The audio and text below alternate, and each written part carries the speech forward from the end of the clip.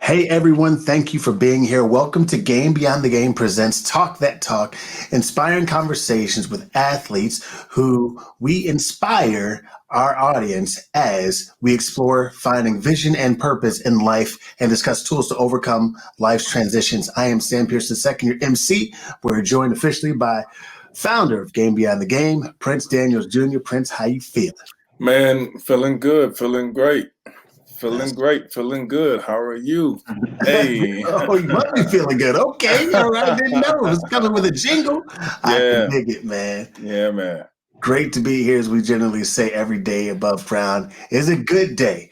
Right. And what better way, let's say to begin the kicking off the new year and talking to someone who's working on transitions and beyond those transitions themselves. I have to bring up our guests as rock stars as they are. So, Michael Lenoir is from Dallas, Texas, born in Baton Rouge, Louisiana. We know those Louisiana boys, they got an extra kind of flavor and drive to them. He was a 2020 NBA draft prospect. Leading up to the draft, Michael attended three different high schools: Waxahachie, Desoto, and Faith Family Academy. Even with all the moving around, he still maintained a 3.5 GPA while in school and helped his high school team with a state tournament his senior year. However, Michael did not have any college offers to play basketball upon graduating high school in 2019. His father took it upon himself to enroll Michael in Creating Young Minds Academy, for Michael to attend as a postgraduate athlete with the aim of earning college scholarship to play basketball. After his prep season, Michael played for the Lewisville Leopards in the TBL, the basketball league, which is a professional basketball league in the U.S. Since its inauguration in 2019-2020, the season, he is, put on about 30 pounds, bulked up, got strong in the paint. Yeah. 6 inches, added 6 inches to his vertical and elevated his basketball IQ and became a positive vocal leader. Leadership is ruler. Awesome. So without further ado, I welcome to you all, wherever you are, clap your hands and stomp your feet, Mr. Michael Lenoir. Michael, how are you doing? I'm doing good. Thank y'all for having me on today. Appreciate it. You're welcome, man. It's our pleasure. Thank you for being here. Heck yeah, man. So let's hop right into it. So there's, draft prospect, working through all your different transitions. What's the goal? What are you working towards right now? And what are you doing to get there? I would say the main goal, of course, it would be the NBA as of right now. And, me working towards getting there, I just been staying focused, staying out the way, just building my mental, building my physical, just staying mentally tough through everything that's going on right now in today's world. So I just been staying in the gym, eating healthy, keeping my body ready to where, when the time presents itself, I'll be ready. Nice, nice. Mike,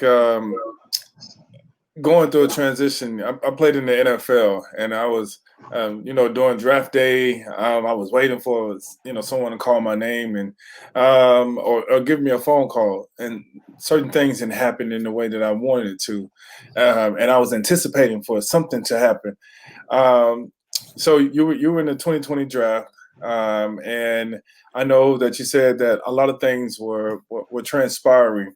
How did that make you feel? What was your level of anxiety like, and what was your mindset like? I would say my mindset was just, at the time it was, I hope something good happens, but whatever happens, I gotta be able to adapt and adjust quick. But I was expecting, like you said, expecting a call or waiting on that phone call to happen, which it never came. But at the end of the day, everybody's journey is different, everybody's story is different. So I feel like that happened for a reason. But that only added fuel to the fire to make me go harder and just become a better person, become a better player. Like it. So you mentioned, your mental, and obviously that's something that, Prince is, profoundly engaged and an expert in the mindset and mindfulness piece. So let's talk about what are some of the things that you do to keep your mental strong? Like when anyone is pursuing being the best in their craft or just being their best self, certainly in a sport, especially in basketball, as the draft, exists. What have you been doing to keep your mind strong, and what's helped you most in keeping your mind strong? Well, I would say, just everyday challenges of what's going on in today's world right now. And I also give thanks to my dad and my coach and his wife, whether, it may not look like a challenge to everyone else, it's a challenge to them. And, I understand that at the end of the day, like certain things they put me through, certain positions they may put me through, but it's on me whether I crack or, whether I stay strong in that moment. And all those are just like tests leading up into what's going to really happen in today's world. Like I would say, just building my mental with being an underdog in the draft. Okay, I know going in, I'm the underdog. I'm not these 5-star guys that, they're pursuing lottery picks or whatever. So like before the draft, I was an early participant. So me throwing my name in there, that was a challenge for me. And being mentally tough, it was like, okay, I know I got a chance, but it's not a high chance because I'm not a 5-star or, somebody who's been in college or whoever whoever they're talking about. So I could have easily took my name out the draft, 10 days before it could have started. That was a mental thing for me. Like, are you going to crack or, you going to throw yourself out there and give yourself a chance? Mm-hmm. So I feel like I gave myself a chance and, whatever happens, happens. But I'm grateful to be in this situation that I'm in to, just keep going, keep grinding. And, at the end of the day, I feel like I'm going to reach my ultimate goal, which is the NBA. That's what I'm talking about. Pure determination, and I love it, man. I love it. Stan had mentioned that you when you were growing up, you went to 3 different high schools, man. That's a lot of moving around and transitioning through a lot of things in life. Do you think that has helped you and molded you into the person of being able to handle transition and have that mindset? Yes, sir. I would say, transitioning from 3 different high schools, it most definitely helped me, be able to cope and adjust to things because certain situations wasn't for me. And at the end of the day, I had to realize, everything's not going to be perfect. Everything is not going to be how you want it to be. So I had to adjust in those moments, in those situations. And I had to realize, it's going to be what it's going to be. You got to make the best of it. Like my last 2 years in high school when I attended Faith Family Academy, it was a big change from the 2 schools that I had went to before, Waxahachie and Desoto. They were 6A big schools, a lot of kids to where I go to Faith Family, which is a 4A. It's lesser kids. More or less kids. The kids that were there, they wasn't my skin color majority of the time. So, and it was a smaller campus and a 4A team that's compared to 6A team. So, you didn't get the pub, you didn't get a lot of attention. So, but for me, that was like, okay, what you gonna do? You gonna whine or you gonna cry because you're not in the 6A school or, you're not what you want to be around or you're gonna make the best of it. And it was the place for me to where I wanted to be and wanted to play it. And it helped me a lot now because I can adjust and I can cope to things and, deal with things, whatever the case it may be. So that was good, I can hear it. I can hear it in the spirit, Stan. I can hear it. He's just like, whatever comes my way, let it come. I'm going to be like Neo in the Matrix, baby. Locked in. He may be too young to know about the Matrix. If you've never seen the Matrix, definitely a movie you should watch. Definitely. I seen it. Nice. Okay, so you're okay in my book, all right? You're still okay, but now you're more okay in my book. Yo, so what I do know when guys are working on developing their skill set, they may have some folks that they may model their game after or that they kind of admire. Who are 3 hoopers right now, let's say, that on and off the court that you'd admire that's kind of helped you as you grow in your transitions? When I was real younger, one of the best people I thought in the world was Isaiah Thomas from the Bad Boy Pistons. I used to watch a lot of his tape when I was younger, and I still do to this day. As I got older, I started to love Derrick Rose game when he first came in the league. Explosive guard, can push the ball really fast, which reminds me of myself. And then I took the IQ from Chris Paul when I was down in Louisiana. He played for the Hornets back then, so I used to watch a lot of CP. And I felt like at that time he was the best point guard in the league. So I would say, more of the skill may have came from Isaiah Thomas and watching wise, and more of the speed and explosiveness may have came from Derrick Rose, and IQ came from Chris Paul. So I tried to mix those things and mesh it together and, take picks and bits out of their games and put it into mine. Man, that's a solid combination, man. That's a solid combination. It is. Hey, Prince, he saved himself. Being a Chicagoan, when he said Isaiah Thomas, I was like, I hope you're talking about the lefty. You're not talking about the Detroit Isaiah, are you? But no, he's from the Chi anyway. But great talent out of Chi, and also Derrick Rose. As you mentioned, Chris Paul, a very smart player, incredible CP3. IQ. CP3, man, holds it down. What's good, CP3? For sure. Man, listen, if I was an NBA scout and I hit you up, I said, hey, what are 2 or 3 things you can tell me about yourself that would make me want you on my team? Like, what are a couple of those things that you would tell me? I would say the first thing is I'm a winner. I mean, who don't want to win? I feel like I'm a winner. A second thing would be I'm a great leader on and off the basketball court. You know, I like to have fun. I like to, build bonds and build relationships with my guys for us to come, not better teammates, but better be brothers at the end of the day. Because, it's crazy in today's world with people doing what they're doing. So I feel like that'll be good for our organization and our team to help us win, actually. And basketball-wise, I'm a pure point guard. I'm not, I'm a person that can do what a lot of other guards can't do. I can get people involved when they're not going. I can get people going. I can slow the game down, dictate the game. When everything is routed, when everybody's out of place, I can slow it down, call a timeout, calm everybody down, make sure everyone stays poised, and I can run the show. I'm a floor general, so I would say those 3 things. Those are big, and also a competitor. I'm gonna compete to the end, no matter what the score is, no matter how anybody's feeling. So I would say those are some great things I would tell a scout or a GM or whoever. Man, he said floor general. I haven't heard that one in a long time. That was solid. I love that answer. And also, it just sounds like you're hungry and determined, to get to where you are. Man, so what do you think, or what do you feel, or what do you imagine what will happen whenever you get your opportunity? That'll be all I'll be waiting for. When I get that opportunity, I'm gonna seize the moment. Once I'm in the moment, I'm gonna lock in. I'm gonna give it all 110%.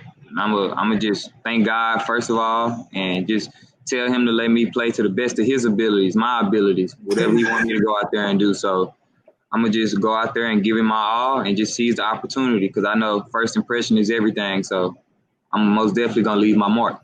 Nice, man. I'm really big on mindfulness, as Stan mentioned, and so what comes with that is visualization. Do you visualize yourself doing a lot of the things that you're doing to reach your level of success? Yes, sir. I always, since I was a little boy, I always used to, visualize myself being in certain positions, whether it's, taking the last shot of the game, or I used to practice my autograph when I was younger, like that type of stuff. So I always visualize myself being in certain situations and certain positions. So when it comes to life, I'll be ready for it. It won't be nothing new for me. So I'm that type of person. Like, I feel like I always see something before it happens, or, I always think about something before it happens, instead of, oh, it just popped up, now I got to try to be ready for it. Nah, I want to be ready for it before it happens. So I most definitely visualize myself doing it. Preparation is the key to success, man. So keep it up. Yes, sir. So that's a couple more things I'm thinking right now. What's the best advice you think you've received throughout this obviously you receive a lot of advice, but certainly as this process has begun for you, what's been some of the best advice you've received that's resonated with you? I would say some of the best advice that I've received is just to stay patient. NBA scout Bob Hill, he told my coach to tell me that, tell Mike, don't worry about anything. Everything is going to be okay. Like, just make sure he keep his head on right. Make sure he keeps working, because, like I say, I've been saying this for the longest. Everybody's journey, everybody's path is different. So yours might not be a straight line to the NBA, but are you going to quit, or are you going to keep going? You know what I'm saying? So you never know what's next or when it's going to happen. So it's on you whether to determine, are you going to keep going or are you going to stop? So I would think some of the best advice would be, just stay patient, stay working, and, keep putting your trust in God, because without him, will none of this be possible. So I think that's some of the best advice. And also, shout out to Dwayne's Wade dad. I talked to him. He told me a little bit about the league, letting me know, what to expect when I get there, what not to expect, how things are going to go. And at the end of the day, basically, that's his business. So you got to, understand how you carry yourself. So shout out to him, too. He gave me some great advice. Man, shout out to Papa Wade. We appreciate you, big dog. Yeah, that's amazing. And I will just add, that's great advice because it is a collective business. So from a marketing and branding standpoint, it seems as though teams also want to know, hey, who can we count on to help make us look good? Who can we count on to make sure we're holding the team name in a great light? Because those checks cash too, right? Yeah. Those opportunities present themselves too. So it's amazing that you were listening when he was speaking and shouting them out also. Yes, sir. Cool. So I got a question to ask you. Like, do you ever find yourself getting intimidated playing against 7'1", 7'2" people, or you come in like, I don't care how small I am, I'm still a big dog in here? Oh, yeah. No, I never find myself getting intimidated. I've been playing against grown men my whole life since I was a little boy. So even when I was the smallest or the youngest, that never really mattered to me. I feel like, I'm 5'11", 6 foot, whatever you want to say. When I get on the court, everybody the same height to me. I don't look at nobody no taller or shorter or whatever, because people might think I got a disadvantage, but I got an advantage to me. You too slow. You too tall, that mean you too slow. You too tall, that mean you late on everything. So I'm shorter, faster, quicker. You know what I'm saying? The lowest man wins. I'm pretty sure y'all know y'all play football. The lowest man wins. My lower body strength, I figure, is stronger than a lot of people. So while I'm down here, you got to get down here with me, but I've been down here my whole life. So you uncomfortable. You feel what I'm saying? So that type of stuff, I've never been intimidated. And I play against a lot of NBA players and stuff in the offseason too. So that never really been an issue. But, I just try to go at everybody. You don't have to say yes or no, but I feel like you're a trash talker in a good way, but people don't know it. People don't know. Like, you're the kind of, you didn't score, you didn't beat somebody, you didn't cross somebody. In your mind, you're like, you should have never been out here. You're trash. I'm killing you today.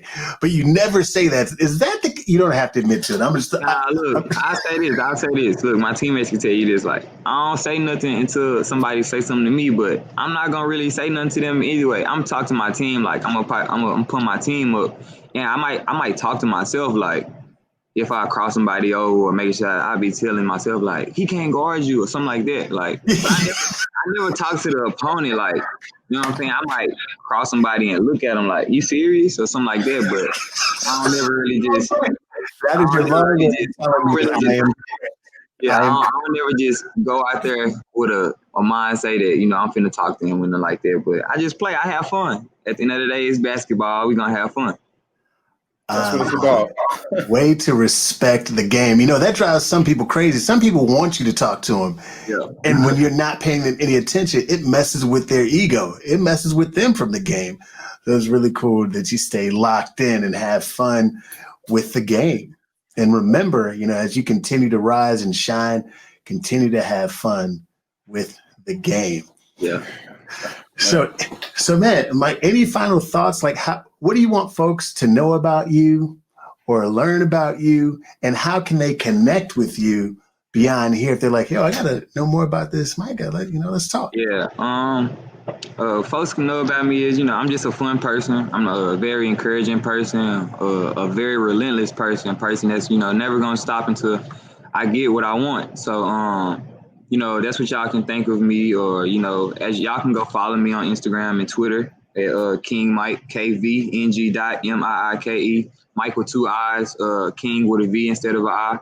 And on Twitter, it's the same thing except for the dot. But y'all can just, watch me and keep up with me, see what's going on in my life on a daily. I really just like to have fun, which consists of playing basketball every day. And, I like shopping and stuff like that. But, I'm just one of those type of guys. I enjoy the game. I love the game. I like having fun. My teammates, I be with those guys majority of the time, to build a bond and relationship, to, become brothers at the end of the day outside of basketball. So I feel like I'm just, a great person to be around, a great person to look at, and hopefully I can be a role model to somebody's kids one day or something like that. So That's what I try to be. Awesome, man. Congratulations, Vince. Prince, any final thoughts or questions? Yeah, my final thoughts and questions. So one, this is what Stan usually says. What would you tell your younger self? What's one thing that you would tell your younger self?